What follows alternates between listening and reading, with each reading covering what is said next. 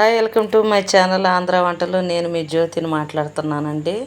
ఇదిగోండి ఈరోజు పచ్చడి అయితే చేస్తున్నాను, రోటి పచ్చడి.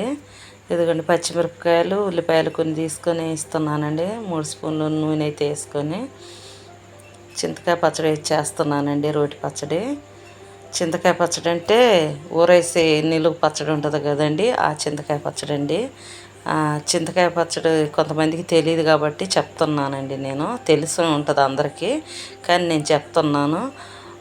చింతకాయలు, ఉప్పు, పసుపు, మెంతులు ఇవన్నీ దంచి ఊరేసే పచ్చడి అండి ఇది.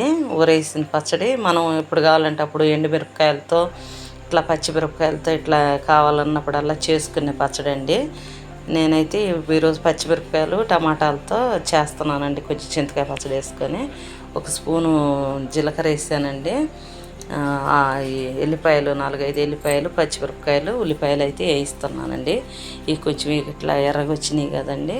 ఇక 4 టమాటాలు అయితే కట్ చేసి వేస్తున్నానండి. చిన్న కాయలే, పెద్ద కాయలేం కాదు, కొంచెం ఘాటుకుంటుందని వేయిస్తున్నానండి. చింతకాయ పచ్చడి బాగుంటుందండి, ఒకసారి మీరు కూడా చేయండి. ఇదిగండి మెత్తగా అన్నీ అయిపోయినాయి కదా, ఇట్లా వేగి మనం ఇప్పుడైతే రోలు కడుక్కొని వేసుకుంటున్నాం. ఇదిగండి చింతకాయ పచ్చడి అంటే ఇదండి. 2 స్పూన్లు చింతకాయ పచ్చడి తీసుకుంటున్నానండి.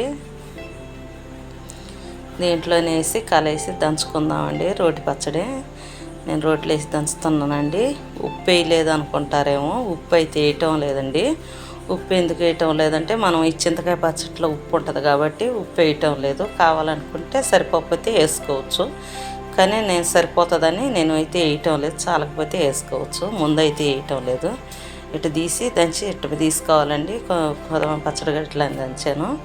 కొంచెం తాలింపు వేసుకుందామండి. తాలింపు వేసుకోకపోయినా కూడా బాగానే ఉంటుంది, కానీ నేను కొంచెం నెయ్యితో తాలింపు వేస్తున్నానండి. తాలింపు వేయకపోయినా పర్వాలేదు, కానీ వేస్తే బాగుంటుందని నేను ఎట్లా తినేటప్పుడు నెయ్యి వేసుకొని తింటాం కాబట్టి ఇట్లా వేస్తే సరిపోతుందని నేను వేస్తున్నానండి.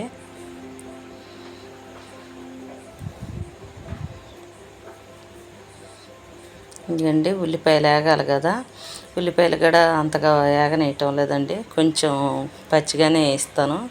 అవి తినేటప్పుడు కొంచెం పంటికి తగిలేటప్పుడు కరకర అంటాయి కాబట్టి బాగుంటుందండి. ఇట్లా పుల్లగా కారం కారంగా ఉండేటప్పుడు ఈ ఉల్లిపాయలు తగులుతుంటే బాగుంటుందని నేను వేస్తున్నానండి. ఇంక దీంట్లో నేను ఎల్లిపాయలు, కరివేపాకు ఏమి వేయటం లేదండి. ఎండుమిరపకాయలు కూడా ఇంక ఇంతేనండి. తాలింపు వేసాను, రెడీ అయిపోయిందండి పచ్చడి. నేనైతే తిని చూస్తున్నానండి. వీడియో మీకైతే నచ్చిద్దని నేను అనుకుంటున్నానండి. ఈ వీడియో నచ్చితే లైక్ చేయండి, షేర్ చేయండి, కంపల్సరిగా సబ్స్క్రైబ్ మాత్రం చేసుకోండి. మీరు చూస్తున్నారే కానీ కొంతమంది చేయటం లేదండి, చెయ్యండి.